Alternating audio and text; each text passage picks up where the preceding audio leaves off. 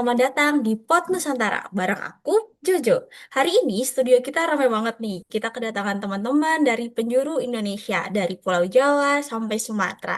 Nah, hari ini kita mau ngomongin satu hal yang nggak pernah basi buat kita omongin, tentang tradisi dan kebanggaan daerah. Nah, sebelumnya kita kenalan dulu dong. Ini siapa aja bintang tamu kita hari ini? Ya, halo Kak, aku Anissa dari Padang. Halo kakak-kakak, Sampurasun. Aku Ingrid di Bandung. Halo Rek, aku Indah dari Surabaya. Halo semuanya, aku Feni dari Jakarta. Oke, kita udah kenalan semua ya, Kak. Sekarang kita mulai nih, pembahasan kita yang pertama. Nih, kalau kita ngomongin makanan, yang paling ikonik nih kalau kita denger Padang tuh pasti mikirnya rendang. Nah, kalau Kak Anissa nih, tradisi apa sih Kak sebenarnya yang ada di balik cara makan di Padang tuh? Sebenarnya ya Kak, kalau kita bicara tentang Padang, itu bukan cuma rendang. Ada yang namanya tradisi Bajamba, di mana itu tradisi makan bersama khas Minangkabau dengan duduk lesehan dalam kelompok. Biasanya itu sekitar 3 sampai 7 orang, mengelilingi satu nampan besar. Kalau di Minang itu namanya dulang. Jadi di dalam satu dulang itu terdapat beberapa piring yang mana isinya itu bermacam-macam makanan. Ada yang rendang, gulai ayam, perkedel, ada juga buah-buahan. Jadi di situ melambangkan kebersamaan, kesetaraan, dan rasa syukur. Nggak peduli bos atau karyawan, kalau udah makan bajamba ya kita semua sama. Tradisi ini dilakukan biasanya untuk pernikahan, hari raya, atau acara adat penting. Eh, sama loh kak, kayak di Sunda. Tapi kalau di Sunda itu namanya ngaliwet. Nah, kalau di ngaliwet ini kita tuh lebih santai. Pakainya makannya tuh daun pisang dijejerin gitu di lantai. Jadi kita duduknya sama-sama. Terus nanti kita rebutan kayak kerupuk, ikan ikan asinnya gitu. Tapi rebutannya tuh nggak kayak yang rusuh atau aku dulu gitu. Tapi kayak ya udah bareng-bareng gitu. Wah, ternyata dari cara makan tiap daerah aja tuh kita tradisinya sendiri-sendiri ya. Lanjut nih Kak, sekarang kita mau ngomongin kalau ada acara selebrasi gitu, ada nggak sih Kak tradisi-tradisi yang biasanya terjadi di daerah kalian? Ya, kalau di Jakarta kita tuh ada ondel-ondel, di mana dulunya ondel-ondel itu dipercaya sebagai penolak bala atau pelindung masyarakat dari gangguan roh-roh jahat atau hal-hal buruk gitu. Nah, makanya dulu tuh boneka ini sering diarak keliling kampung saat upacara adat atau perayaan tertentu. Tapi kalau sekarang sih udah jarang. Jadi sekarang lebih kepada simbol kemeriahan aja gitu. Jadi kalau misalnya ada nikahan Betawi tanpa ondel-ondel itu tuh kayak terasa hambar gitu Kak, kayak rasanya kayak sayur asem tuh kurang garam, hambar banget gitu. Oh iya bener banget, apalagi kan ada kayak tradisi yang palang pintunya itu ya Kak, yang berbalas pantun itu kan ya Kak. Iya, bener banget itu. Itu wajib banget sih palang pintu itu ya. Itu menjadi tradisi penyambutan pengantin pria pada pernikahan adat Betawi. Jadi sebelum si pria ini masuk ke rumah mempelai wanita, dia harus melewati yang apa ya disebutnya tuh semacam ujian simbolis. Biasanya tuh ujiannya berupa adu pantun, kemudian pertunjukan silat, dan ditutup dengan pembacaan doa atau ayat suci. Tapi suasananya tuh tetap meriah gitu. Intinya sih kalau kita mau masuk ke rumah orang, tentunya kita harus permisi dulu dan ada tata keramanya. Kayak gitu sih, Kak. Mirip sih kita Kak, kalau di Minang itu ada namanya Barale. Kalau pesta pernikahan di Minang itu biasanya bisa berhari-hari. Yang paling keren ya dan terkenal itu tarian piring. Kalau tarian piring itu menggunakan piring diletakkan di telapak tangan tanpa alat bantu dan tidak boleh jatuh. Puncak tarian ini sering melibatkan atraksi ekstrim, di mana penari melemparkan piring ke lantai dan melompat dan menari di atas pecahan piring tersebut tanpa terluka. Itu simbol rasa syukur atas hasil panen yang ada di daerah tersebut. Wah, menarik ya Kak. Kalau di Surabaya kita punya tradisi ludruk. Itu teater rakyat yang bahasanya blak-blakan. kita sebutnya misu. Misu itu kayak kata-kata kotor, tapi kita anggap itu kayak tanda akrab. Kita nggak suka basi-basi sih, jadi tradisi kejujuran itu termasuk tradisi kita. Oh gitu ya Kak. Ternyata beda banget ya sama Bandung. Kalau kita mayoritasnya tuh lembut-lembut. Misalnya nih kayak ada tradisi angklung. Jadi kita kalau main angklung nggak bisa sendirian, harus bareng-bareng. Kita tuh kayak main angklung tapi membentuk harmoni harmoni lagu. Jadi harus bareng-bareng. Wah, menarik banget sih ini. Ada lagi nih Kak yang bikin aku kepo Kak nih. Ada satu tradisi nih yang menurutku kayak melekat banget sama tradisinya Minang. Bahkan sampai jadi kayak identitas gitu kayaknya. Di Minang tuh ada tradisi merantau. Itu sebenarnya kewajiban apa gimana sih Kak? Kalau di Minang itu bisa dibilang tradisi turun-temurun sih, Kak.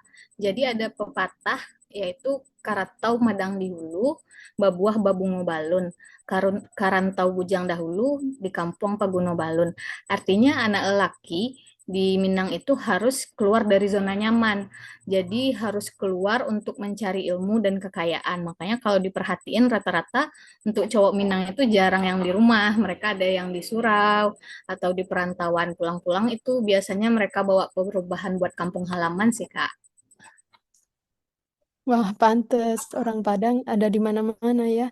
Kalau di Surabaya beda. Kita punya tradisi cangkruan. Itu bukan cuma nongkrong ya, tapi tradisi sosial kultural. Waktu nyangkruk itu kita semua kasta hilang. Jadi semua sama. Kita bahas politik sampai masalah RT dengan gaya blak-blakan lagi. Itu kenapa orang Surabaya terkenal berani dan nggak suka sembunyi-sembunyi, suka blak-blakan. Oh, kalau di Bandung atau Sunda secara umum itu kita punya tradisi yang mengedepankan etika, yaitu silih asih, silih asa, dan silih asuh. Tapi itu bukan cuma slogan, Kak. Jadi kayak pedoman hidup kita. Nah, biasa-biasanya si slogan itu tuh banyak di jalan-jalan. Terus tuh kayak pedoman yang dimaksud dari silih asa, silih asuh itu kita kayak belajar saling empati atau toleransi, gotong royong, terus membangun komunikasi sesama yang positif. Terus juga ada tradisi namanya tuh Serentahun. Itu tuh biasanya ada di Sukabumi, kalau nggak di Banten. Itu tuh tradisi ini tuh buat kayak ucapan bentuk syukur kita lah kayak kepada alam dan sesama manusia. Ya intinya mah untuk pelestarian budaya yang nunjukin bahwa adanya nilai gotong royong. Nah, kalau di Jakarta, tradisi Betawi itu identik sama keberanian, tapi dia tuh tetap kita tuh tetap religius gitu. Jadi selain palang pintu yang ada silat dan pantunnya, kita juga punya tradisi nyorok. Itu tuh tradisi kayak kita ngasih bingkisan atau hadiah ke orang yang lebih tua, biasanya tuh sebelum puasa nih nanti atau pada saat Lebaran. Tujuannya itu ya buat nyambung silaturahmi. Jadi meskipun Jakarta kota metropolitan, Aku yang jadi lemes. tradisi hormat ke orang tua itu tuh harga mati sih bagi anak-anak Betawi.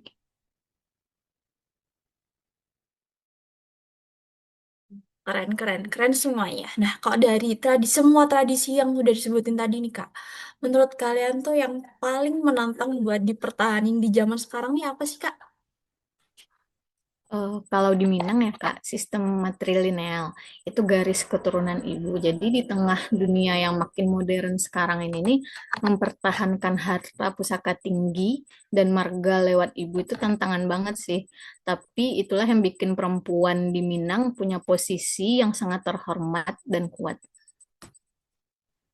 Kalau di Surabaya, tantangannya itu menjaga tradisi kebersamaan yang sudah lama, seperti selapan, ruatan, sedekah bumi, itu jadi ruang buat kumpul dan berdoa, saling menguatkan. Jadi penting untuk menjaga tradisi itu supaya nilai gotong royong dan kebersamaan nggak hilang. Kalau di Bandung mungkin lebih ke menjaga bahasa sih Kak. Jadi kayak tradisi undak kusuk basa atau tingkatan bahasa atau gampangnya sih disebutnya tata krama.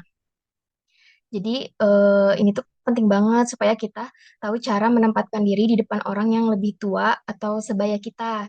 Jangan sampai jati diri Nyundanya hilang karena gaya hidup kita di kota gitu, Kak. Iya, kalau di Jakarta sendiri itu kan ada tradisi palang pintu sih yang menjadi tantangan saat ini ya. Itu yang menjadi sulit untuk dipertahankan karena banyak pasangan memilih pernikahan modern gitu ya, yang lebih singkat dan praktis di era modern ini.